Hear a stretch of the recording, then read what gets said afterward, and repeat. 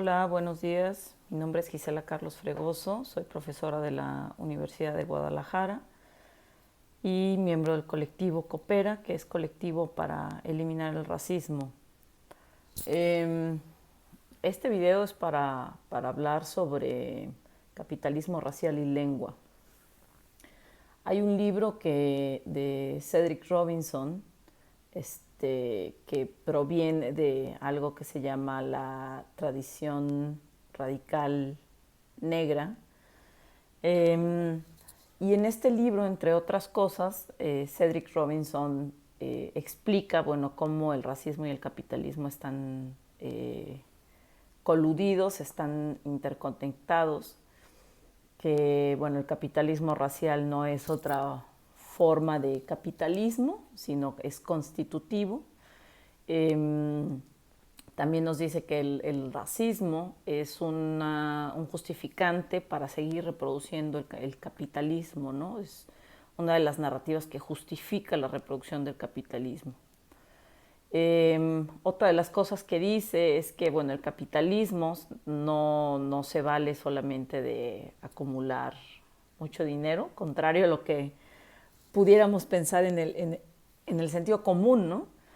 Que el dinero es una forma de intercambiar bienes, ¿no? Pero en realidad el capitalismo es una forma de explotación, que quiere decir que es que unos viven a costas del trabajo de otras personas, ¿no?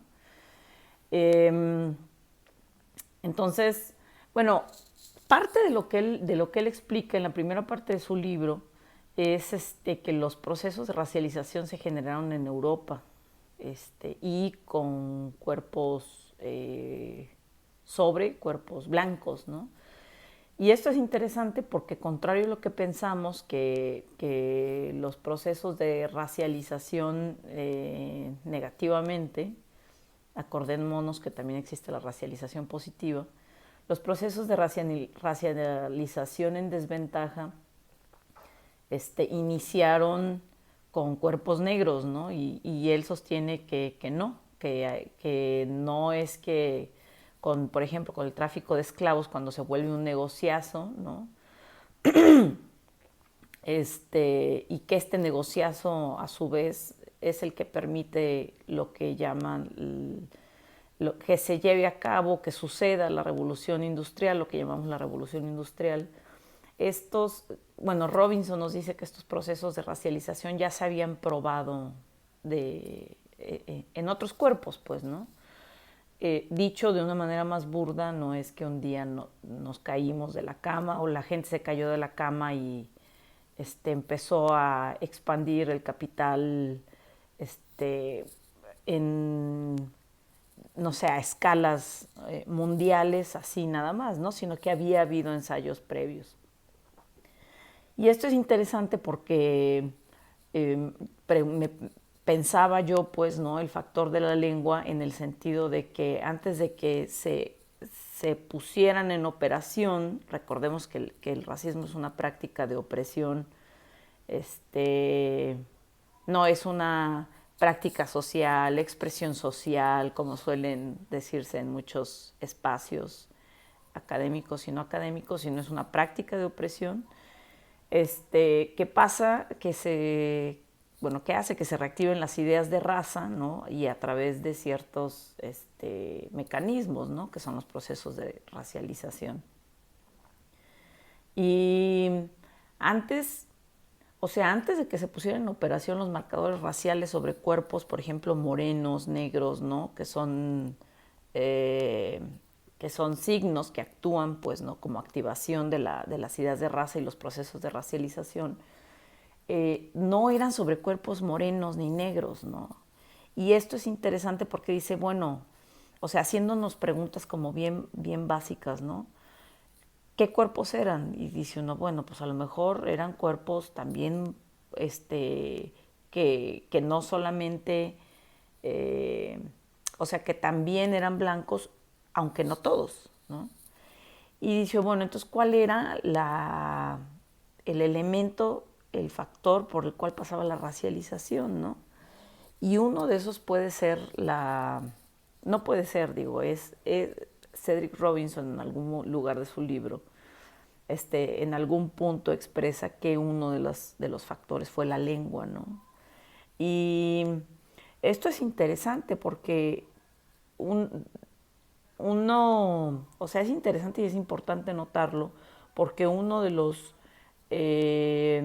factores que dan continuidad a esa línea, ¿no? del capitalismo racial y del capitalismo racial que vivimos ahorita es precisamente el racismo lingüístico, ¿no? El racismo lingüístico y el racismo epistémico por consecuencia. Entonces,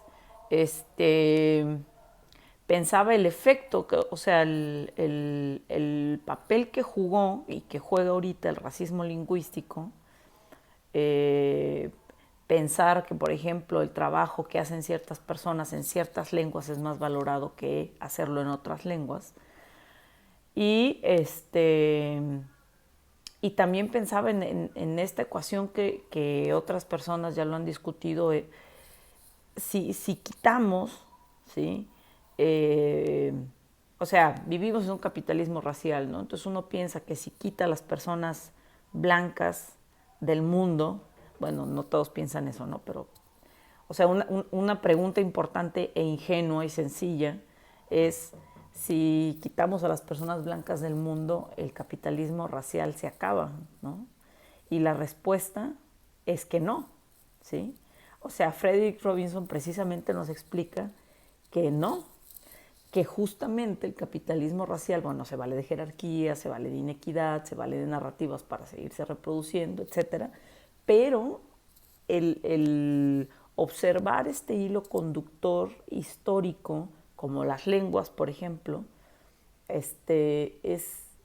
nos sirve para entender eso, pues, ¿no?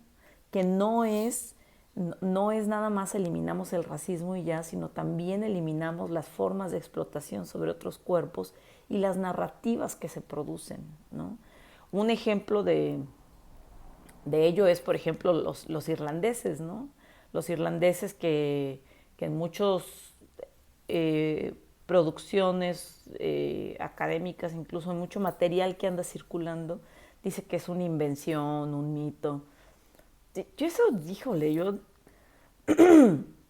generalmente son personas blancas las que argumentan eso, ¿no? Que la opresión racial contra los irlandeses fue un mito, así como personas blancas también argumentan que el holocausto judío fue un mito, ¿no? Entonces hay que sospechar, ¿no? de esos argumentos. Pero un ejemplo de eso es la opresión contra los irlandeses, contra armenios, ¿no? Este, contra, recuerdo en una clase en la Universidad de Guadalajara llegó un estudiante que todos lo conocíamos como, bueno, el francés, y era güero y sí, güero, heterosexual, alto. Eh, y él decía que venía de la cultura occitana, ¿no? Y que hablando con su abuela durante mucho tiempo, ella comentaba que durante mucho tiempo las personas que reproducían el occitano, ¿no? La lengua occitana, eran relegados, que le habían mandado un pueblito, pues, ¿no? Durante varias décadas. Y bueno, la señora se lo había compartido a este exalumno y el exalumno nos estaba hablando un poco de eso, ¿no? Ahora, esto es muy... La opresión internalizada es muy cabrona, ¿no? Entonces, esto es muy delicado porque después vienen argumentos de, ay, entonces los negros también sufren, pobrecitos.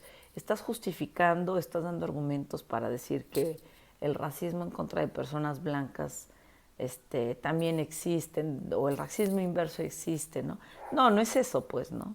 No es eso, pero tenemos que ver como los procesos, cómo sí, cómo se experimentan los procesos de racialización y luego se ponen en operación a gran escala. Sí, eso es un poco, ¿no? Y la lengua, bueno, es un factor determinante, ¿no? Y ya se hizo muy largo este video, entonces, nada, solamente pensar eso, ¿no? Capitalismo racial y lenguas. Un saludo. Bye.